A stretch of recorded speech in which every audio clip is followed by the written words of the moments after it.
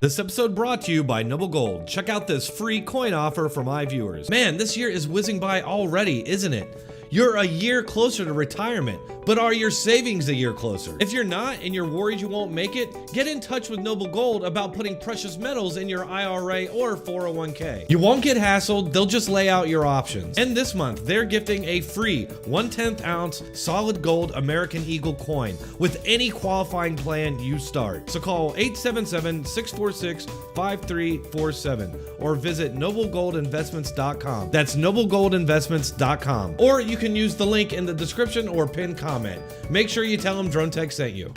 Welcome back, I'm Dronetek, and today we're going to talk about yet another story that the left-wing / Democrat Party media do not want you to know about. Remember a month ago yesterday when an Antifa member showed up to a rally in support of January 6th prisoners with bombs and who had the intention of killing or hurting people simply for having views that he disagrees with? It's pretty cut and dry. The guy even had an Antifa action list on him, along with a pipe bomb and other explosives. Did you hear anything about it outside of alternative sources like this channel?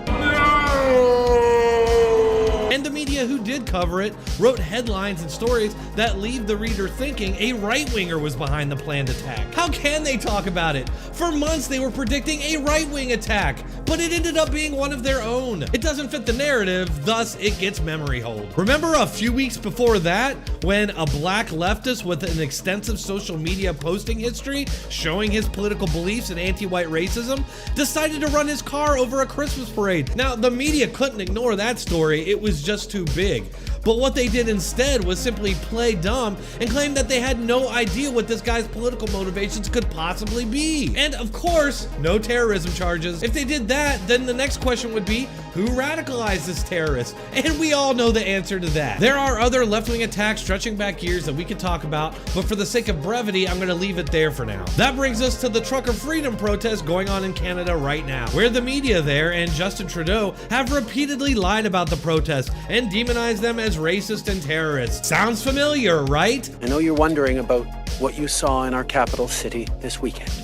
Freedom of expression, assembly, and association are cornerstones of democracy, but Nazi symbolism, racist imagery, and desecration of war memorials are not. Over the past few days, Canadians were shocked and frankly disgusted. We are not intimidated.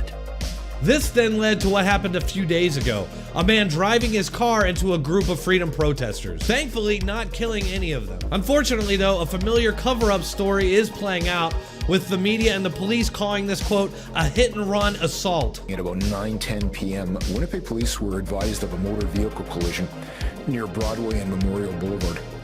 The initial information was that a westbound Jeep Patriot had driven through a group of protesters that were part of the Freedom Convoy at the legislative grounds.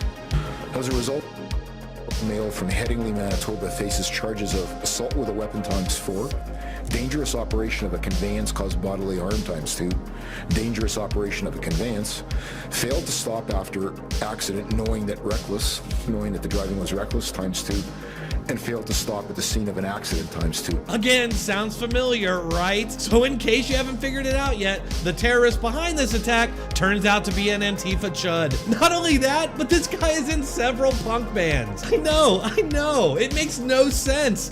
A punk rocker who tries to kill people on behalf of the establishment? According to now deleted but archived social media posts, he's pretty obviously a leftist who describes himself as part of all the typical groups and hates the same people the media hates. However, conveniently, the police had this to say about speaking with him after the arrest. Some comments made by the accused that suggest this was not specifically about the vaccine mandates and, quote, wasn't for or against any of the general views that are floating around this country. So we're just supposed to believe that he randomly chose these people to run over. It's pretty clear to me that these people are just doing what they do in this country. They're trying to cover their own ass so they're not blamed for inciting it. The exact same thing happened in Dallas after a BLM activist ambushed and murdered 5 police, which happened at a BLM rally where they were calling for violence against the police. After this BLM terrorist was taken down, the police sergeant assured the media that he wasn't part of the BLM movement, despite being a black man at a BLM rally.